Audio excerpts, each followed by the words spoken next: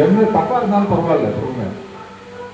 இதே நான் தப்பா சொல்லிட்டேன், ஸ்கூல்ல பனிஷ்மெண்ட் கொடுப்பாங்களா, பெஞ்ச் மேல வைக்க போறாங்களா? ஆல்ரெடி மேல உட்காந்துதான் இருக்கீங்க, ஆனா உங்களுக்கு மறுபடியும் நிக்க வைக்க மாட்டோம். நமக்குள்ளே ஒரு பரஸ்பரம் நல்ல ஒரு புரிதல் வர்றதுக்காக நம்ம ஒரு பரஸ்பரம் நல்ல நமக்குள்ளே ஒரு கலந்துரையாடல் தான் இந்த மாதிரி இருக்கு.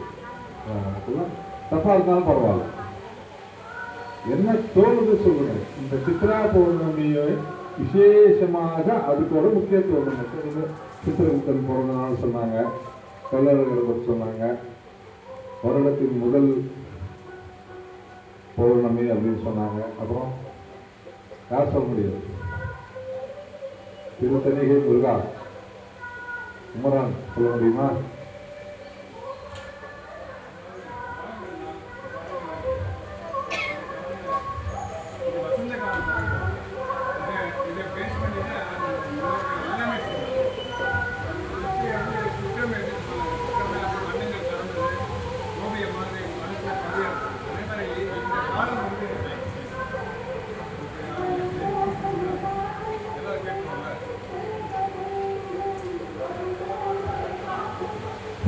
எல்லாருக்கும் வணக்கம்.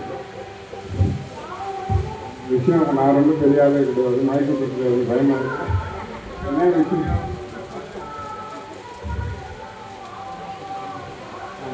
ரொம்ப நீளமாக பேச மாட்டேன், நான் ஷார்ட்டாக சொல்லியிருக்கேன். நம்ம முன்னோர்கள் அதி புத்திசாலின்றதை நிரூபிச்சுக்க 4 காலம் இதுதான். ஏன்னா அவங்க உங்களுக்கு தெரியும், 4, 2, 6, 8, 10 அப்படி பிரிச்சிருக்காங்க.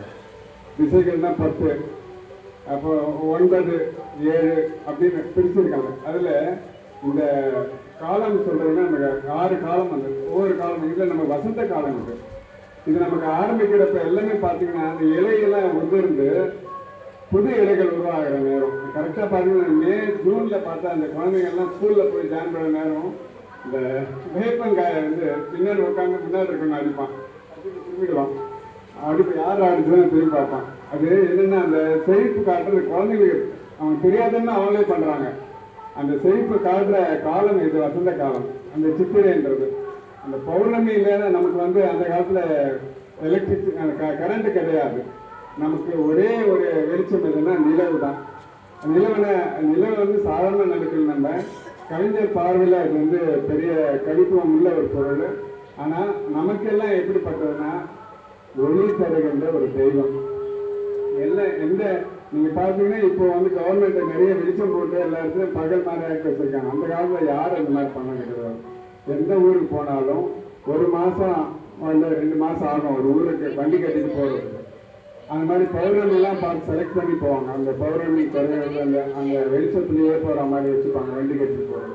இந்த சித்ரா பௌர்ணமி காரணம் சித்திரையிலாவே எல்லா தெய்வங்களும் வழிபடுகின்ற நல்ல ஒரு அனுகூலம் சொல்லுவாங்க, அது கிடைக்கும். எல்லா தெய்வங்களையும் பார்க்கலாம், எல்லா இடங்களையும் போகலாம். அதுக்கு சந்திரன் அவ்வளோ உதவி செய்தாரு. பகல் போலவே இரவும் நம்ம பண்ணலான்றது தான் இந்த பொழுதோட விஷயமே. அந்த சித்ரா பௌர்ணமியில தான் எல்லா விஷயம், எல்லா தெய்வங்களுக்கும் விசேஷமான காரியம் எல்லாமே செய்யறதெல்லாம் இந்த சித்திரை கொண்டு. அதாவது என்ன பண்ணிட்டாங்க, சித்திரையில் தான் நம்ம தமிழ் ஆரம்பம்னு சொன்னாங்க. அது ஒத்துக்க மாட்டோம்னு சொல்லிட்டாங்க. அது நல்லதா போச்சு. சித்திரை எதுக்குன்னா நமக்கு ஒரு நல்ல வசந்த காலத்தை உருவாக்கி கொடுக்கறதுன்றத மனசுல பதிய வைக்கணும்ன்றது தான். இதை கொண்டு நம்ம முன்னோர்கள் எல்லா விசேஷங்களும் பண்ணாங்க. இது நிறைய பேசிட்டு போகலாம், இருந்தாலும் இது வரைக்கும் நான் படிச்சுக்கிறேன். தேங்க்யூ.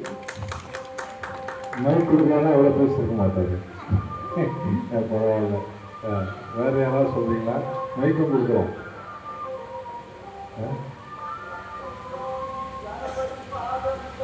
ரொம்ப அது சிறப்பான விஷயங்கள் சொன்னாங்க, ரொம்ப சந்தோஷம்.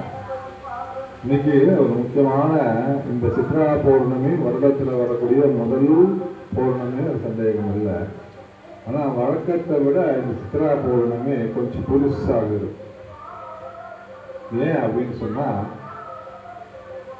நிலவு பூமிக்கு கொஞ்சம் நெருக்கத்தில் வரும். அந்த நிலவானது பூரண நிலவு, அந்த நிலவானது கொஞ்சம் நெருக்கத்தில் வரும்.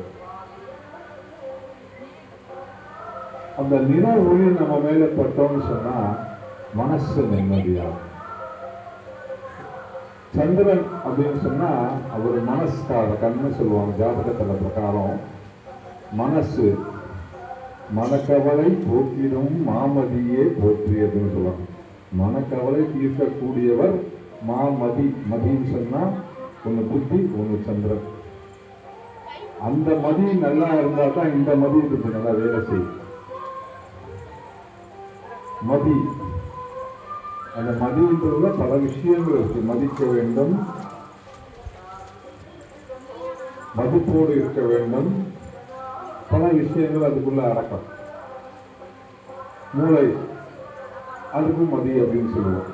அந்த மனக்கவலை போக்கிடும் மாமதி, அந்த பனிக்கதிர், ஒரு பனியோட கதிர் மாதிரி இருக்கக்கூடிய குளுமை.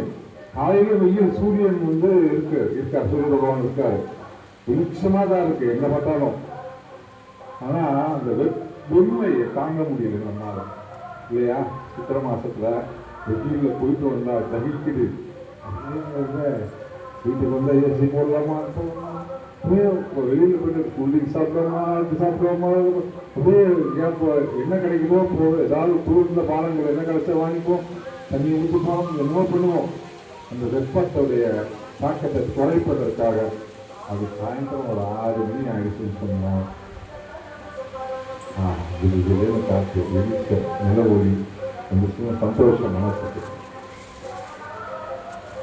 வீட்டுக்குள்ள போனா வெண்மை இருக்கு, சாயந்தரத்துல தான் நைட்ல தான் அந்த அதோட தாக்கம் பவராக. ஆனால் வெளியில காற்று ஜிலு ஜிலுன்னு இருக்கும். மொட்டை மாடியில போட்டு அதுக்கு ஒரு பாய் போட்டு படுத்தா உடம்பு தடவை போட்டா நல்லா தூங்கணும். அப்படி இந்த முழு நிலவு மனசுக்காரங்க. நம்ம திருப்பதிக்கு போவோம்ல, இப்ப எல்லாம் டிக்கெட் போட்டு போயிடுவோம். 500 ரூபா டிக்கெட் முன்னாடி ரிஜிஸ்டர் பண்ணி போயிடுவோம். எல்லாம் சாதாரணமாக சர்வதர்சனத்துக்கு போய் நிற்பாங்க. அங்கே நம்மெல்லாம் வீட்டுக்குள்ளே போட்டு அடிச்சிடுவாங்க. நமக்கு ஒரே சாமியை சீக்கிரமாக பார்க்கலாம்னு நினச்சா 7 மணி நேரம் 10 மணி நேரம் கூட உட்கார வேண்டியதாக இருக்கு அப்படின்னு நினைப்போம். அது மாதிரி உட்கார்றவங்க தான் பாக்கியசாலிகள். ஏன் அப்படின்னு சொன்னா, இவ்வளவு திட்டமிடல் பண்ணக்கூடிய அந்த கோவில் நிர்வாகத்துல உடனே தரிசனம் பண்ணதுக்கு ஏற்பாடு பண்ண முடியாதா? பண்ண முடியும். அது ஒரு காரணத்துக்காக அவங்க கூட்டுக்குள்ள பக்தர்களை அழைத்து வைத்து கொஞ்சம் வெயிட் பண்ணிருப்பாங்க. ஏன் அப்படின்னு சொன்னா, திருப்பதி என்பது சந்திரனுடைய ஸ்தலம். அந்த இடத்துல சந்திரனுடைய தாக்கம் அதிகமாக இருக்கும். அந்த சந்திரனுடைய ஒளிக்கதிர்கள், சந்திரனுடைய அந்த விஷயங்கள் ஜாஸ்தியா இருக்கும். அப்போ நம்ம அந்த கூண்டுக்குள்ள நம்ம இருக்கின்ற அதிகமான நேரம் இருக்கின்ற சமயத்துல நம்மளறியாம நம்ம மனசு ஆனது பாரம் குறையும். நம்ம மனசு அப்படியே மனசு திருப்பதிக்கு வந்தா திருப்பதி தோன்றும் சொல்லுவாங்க இல்லையா?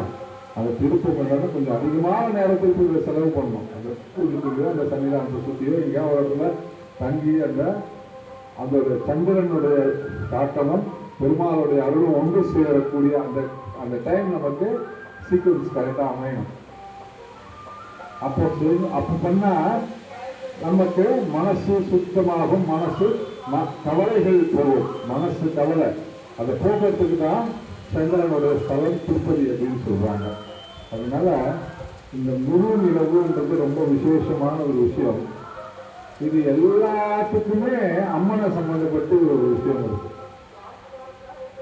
இன்னைக்கு அம்மன் கோவில்கள் எல்லாம் பால்குட ஊர்வலம் நிறைய கோவில்கள், காக்காளி அம்மன் கோவில் கூட பண்ணியிருக்காங்கன்னு நினைக்கிறேன் இல்லையா?